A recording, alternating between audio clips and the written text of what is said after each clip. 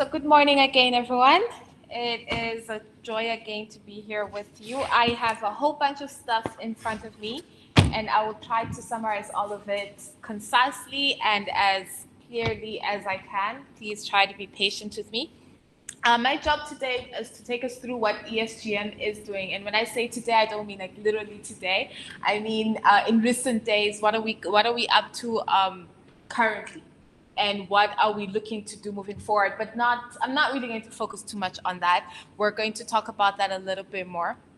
So first of all, Melusi, I believe, has really clarified in terms of what ESGM is and what we stand for. I'd just like to emphasize the fact that our aim is to ensure that everyone has a voice and to ensure that everyone is represented. And that is a big part of our strategy. It is a big part of the activities that we undertake.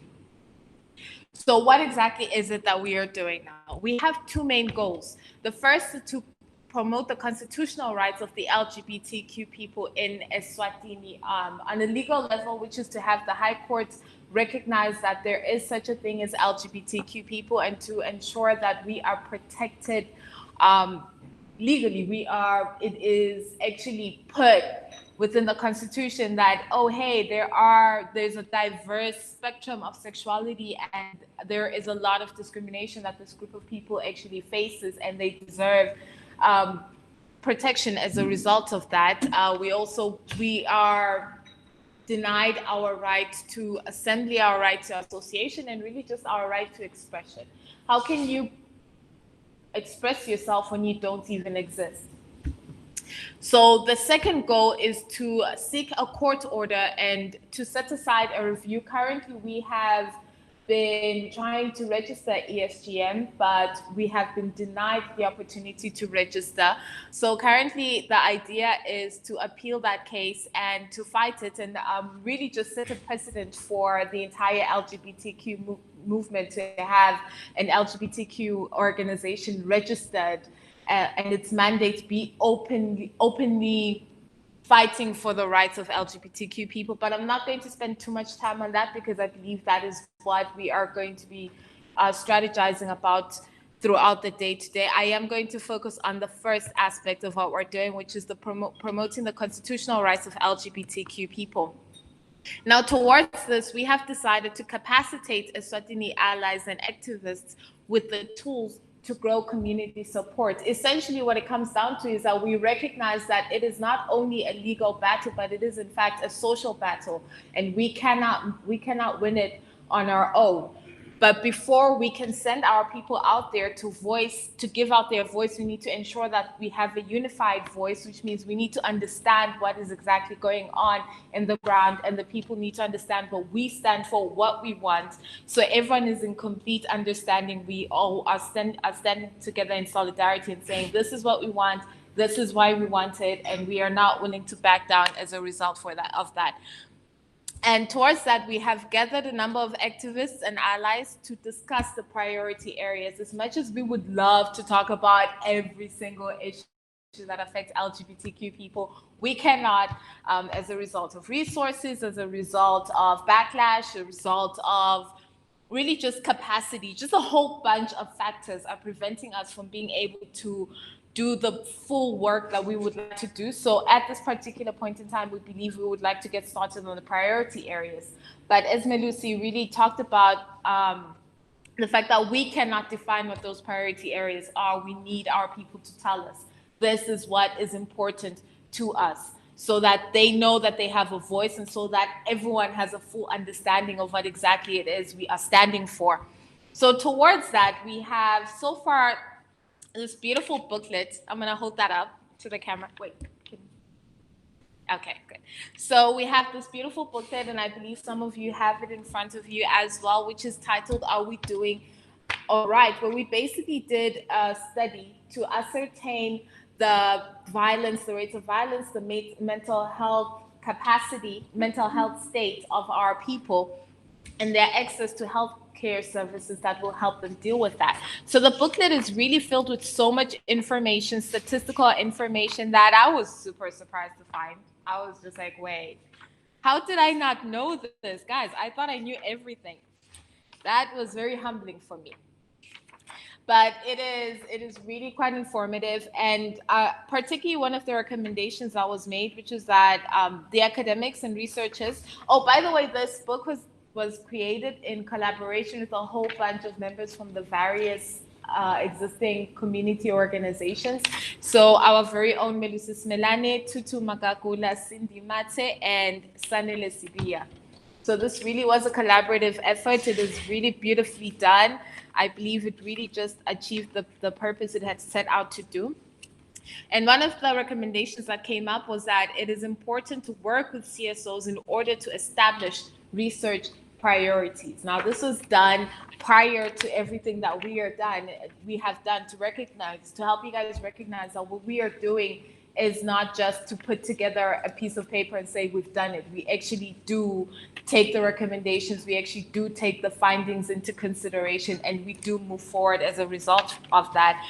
And to further cement the findings of this report, when was it? I believe it was around November last year. We held a workshop at Hawane where this booklet was the result. Again, the workshop had a number of priority areas. It had a number of objectives. One was to, I'm going to hold that up again.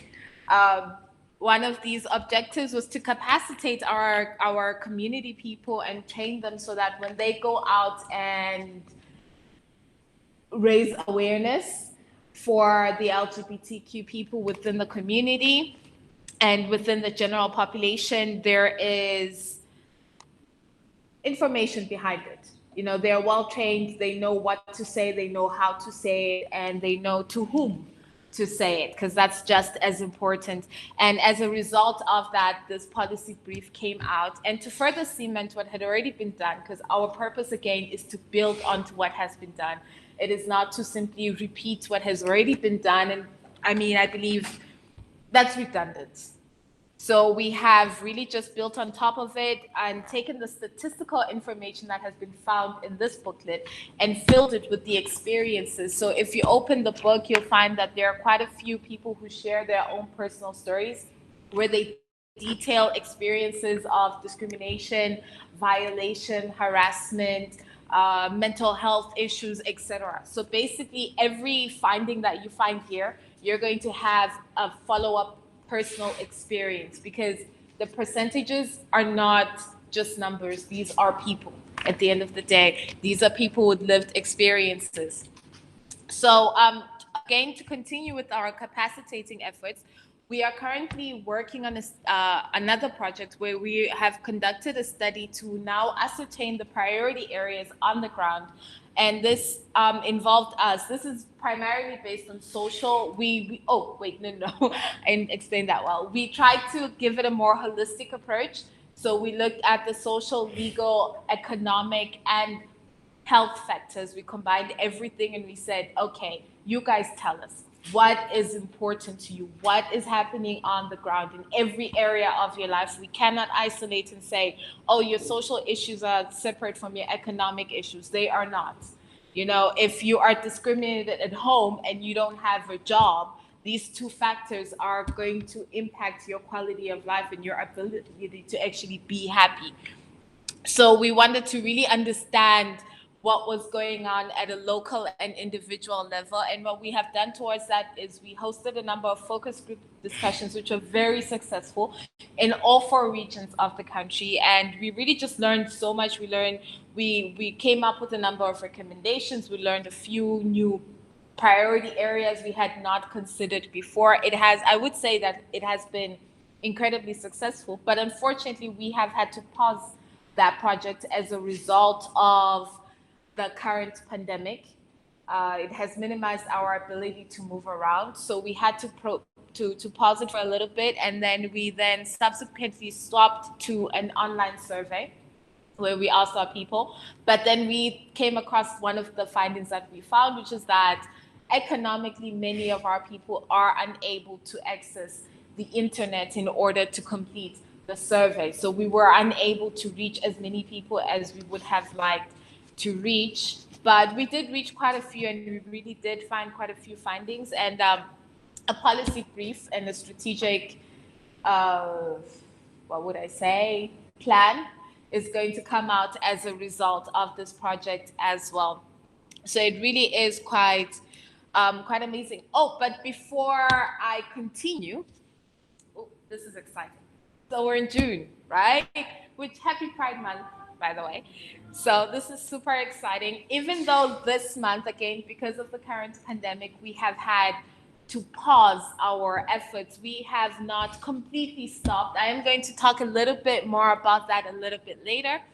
We are not going to ignore the fact that this is an incredibly important time in the LGBTQ movement on a global level. But because we cannot meet physically, and we unfortunately cannot, I guess I could say, each organization has a particular approach and a particular idea behind how to celebrate Pride and how to bring recognition for the movement of the LGBTQ people. Some organizations choose to celebrate the people and say, let's have fun, let's be happy. So what we have done is we have decided to use this time to rather foster growth and to recognize that we have been moving towards one particular road for a very long time within the LGBTQ movement. And as a result of the studies that we have done previously, we recognize that our people have spent so much time fighting externally that they don't really know themselves internally. So we have decided to rather focus on building the people's capacity, building their mental health state, building their self-knowledge, building their self-concept. So we have spent our June helping our people get to know. We are celebrating our pride by building a pride within the people. It's really super exciting. I'm very excited about that. But again, I will touch on that a little bit later. It really does feed into what we are doing, because rather than stop as a result of the pandemic, we decided that we are going to use this time to intensify our marketing efforts, which is that we are going to intensify our increasing awareness around what we are trying to do, what we are trying to achieve, how it actually impacts the entire LGBTQ movement. It's not just about ESGM as an organization. It is about everyone. It is about all of us. This is not a situation where you say, oh, if I'm affiliated to this organization, I cannot be a part of this movement. No, this is about recognizing that if we take this step forward, then it is a win for everyone involved. But right now, it's very easy to kind of get caught up in the petty politics of it all. And we recognize that rather than take this time to sit down, let's get the word out there. Let's have that unified voice. Let's have people recognize how important it is for us to move together in true solidarity, in recognition of the fact that we are a family, right? We are a family, and families fight. I think we all know that there's no perfect family where everyone is happy and smiling all of the time. Families fight, families have disagreements, but that does not mean that we don't have each other's backs. And at the end of the day, we need to remember that we are a family and we should have each other's backs. And true solidarity means recognizing that we don't all have to agree in order to move together as one movement. We don't. We don't even have to like each other, honestly speaking. But we all are still fighting for the same thing. And that is what is more important than everything. So towards intensifying our marketing efforts, we have decided to go out there. First of all, we are going to take control of the public narrative. A big issue when it comes to traditional media, our television media, our print media, is the fact that we don't get to control what they put. We don't get to control how they portray us. And a lot of the time in the past, when they portray LGBTQ activities, it is more focused on sensationalism. Ooh, the gay people are doing this now. This is exciting, right? Oh, the gay people want rights now. The gay people are people now. You know what I mean? So it's about really just sensationalizing the whole thing. It's less about being accurate and less about getting information and creating accurate and creating understanding. It's more about we're a business, and if we say it in this way, then people are going to buy our paper. So what we want to do is to take back our power, to now take back that, to shift that public narrative. But we have, I believe, come a long way towards that. Just recently, Medusi was in the paper celebrating 51 years of the movement. He talked a little bit more about how we are recognizing the importance of um, Pride Month, June month, but we also are recognizing that we have decided to reclaim that title for ourselves as LGBTQ people and recognize that June as Pride Month is a global thing. It's an American thing. It is a beautiful thing, but we are taking back our identity. When the country decided to rename itself as Swatini, it was basically about saying that we have decided to create our narrative as a people. And if we are creating a new identity as a country, let us ensure that that identity is one that is inclusive. So as a movement, we have decided to say, you know what? We get to decide when our pride is. It's not because we don't recognize the importance of the Stonewall riots. We don't recognize the importance of what came before us, because we wouldn't even have a pride if those people had not stood up for their rights. But we also recognize that it is time for us to grow. It is time for us to stand for ourselves and say, this is what we have decided. This is who we are. We are creating our identity outside of ourselves. And really, this Melissa made a really beautiful point when he talked about it. I was a little bit apprehensive, you know, because everyone knows that June is Pride Month. I was a little bit apprehensive about September, but then he really did make a good point about how when we talk about independence, we talk about the country gaining its independence from British colonialism. So for us to still be recognizing a global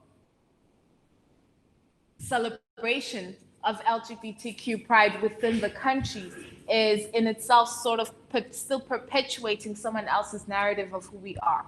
So when we say we are reclaiming it in September and we are proclaiming our independence from the sodomy law that came as a result of British colonialism as well, we're reclaiming every part of our country. And regarding the intensifying our marketing efforts, we've really done quite a bit. I'm very proud. Is the fact we have also increased our community engagement projects, and those are that we host weekly virtual dialogues on Wednesdays where we are raising awareness on various issues that negatively affects the quality of life for LGBTQ people. This could be any issue, and I bring attention to that. It could be we talk about domestic violence, we talk about language, we talk about mental health. And tomorrow we are going to be talking about the findings of today. We are going to talk about what came out as a result of all of us collaborating. So again, you're recognizing that what we're doing doesn't just stay here, it moves forward. We take it forward, we move together with it. Then what we have also done during this time is recognize the effect that the current pandemic has had on the LGBTQ people. The truth, we are a marginalized community, and at the best of times, we are vulnerable. We don't exist. How are we supposed to get help if we don't exist? So we are a vulnerable community, and during this current pandemic, so many of our people have been facing increased levels of discrimination, increased levels of violence, and there's nowhere to really talk about it. There's no one offering any aid because, again, well, unless you're MSM, which is a whole issue on its own, right? I'm not going to go into that. But essentially, we, again, do not exist. So what we have done is that we put together an emergency relief project where we took the vulnerable, the extra vulnerable. We said, if you know that you were already struggling even before this current pandemic, and now you are unable to move around, so many businesses have been closed down, you're not able to get even your basic necessities, please reach out to us. And that's what we did. We put together some food parcels and sent them out into the communities. These are some images of what we have done, and beautifully. And we have also asked people, to those who are privileged enough to still be able to work, to donate. And we have received some donations in terms of money. So we're very proud of the fact that our people are taking control of themselves and recognizing that they have power within the movement. But please understand, as much as we love our LGBTQ people, we do this because we love them so much. We love you so much. We love ourselves so much. We love everyone. We also recognize that this is a great opportunity again to take power, to shift the narrative. So we are using this opportunity to go to the people and say, a lot of the time LGBTQ people have been seen as people who don't take life seriously, right? All we do is drink, and we are not engaged at a community level. We don't really seem to care about what's happening. So we are using this opportunity to again shift the public image and have people redefine their idea of who we are and say, listen, we do care, and we're human beings at the end of the day. We recognize that we are part of this country. We are just people trying to survive, people trying to live. We're an organization just trying to get you to understand that that's all we want to do. So we are using this opportunity to send that image, a new image of ourselves out into the world, an image of people who care, an image of people who contribute to society. So we have used this opportunity to do that as well. And we also recognize the value of shock, the power of shock value. So we just talk about how, oh, we're sending this out into the community, and then we superimpose images of the government denying us registration. We're not explicitly saying it, but we want to get that question in people's minds, which is, wait, why? Why are you denying these people registration? They're doing such good out there. Why are you denying them the ability to do more good, to help more people? So we're just kind of playing around with the marketing and kind of the subliminal efforts. We're really trying to send out a new narrative to say, we're just people. We just want to live. We just want to be happy, just like anyone else. So these are just some images of what we sent out there. And then we have also really massively increased our social media presence, because when it comes to social media, we get to control what we put out there. We get to be explicit about the fact that we are fighting for LGBTQ rights. We get to be open, we get to be honest, and we get to pick what stories we take. So we have decided to use a holistic approach that's going to not just be about LGBTQ activism, but also recognize the importance of LGBTQ mental health and well-being, the importance of unity. So we just get to decide what we send out there. So rather than sitting at home and doing nothing, again, we have decided we're going to use this time to bolster our social media presence, to bolster our image, to get the word out there. This is what we're doing, to get our people together, to get our people engaged on a mental level, if not on a physical level, because everything that you see happening externally started internally. So we cannot underestimate the importance of recognizing, of appealing to the mental state of the LGBTQ person first as an individual, before we look at them as an activist and before we combine them with the rest of the LGBTQ spectrum. So these are just examples of some of the messages that we send out there. So you can see that we really are spreading it out. We're not saying, oh, just go out and fight, but we're also saying that you matter as an individual. We talk about freedom being, a human right. It's not a freedom. We're talking about the freedom of freedom of assembly. Oh my goodness.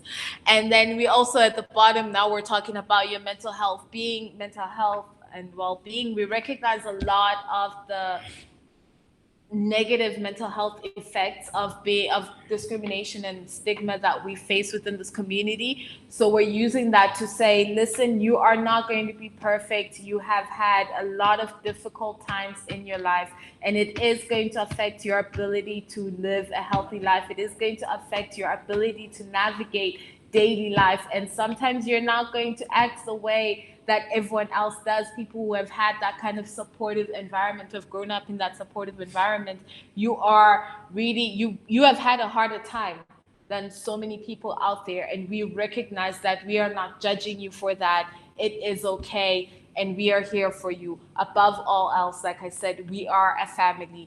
We care, and that's the number one thing that we want everyone to recognize, that we care, we are here, and together we are going to change not only ourselves, we are going to change the face of this country.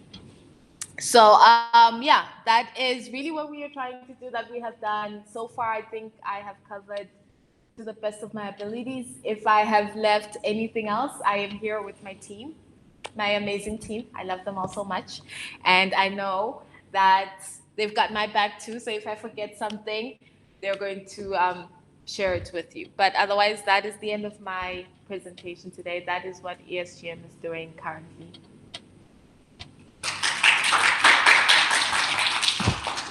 Thank you.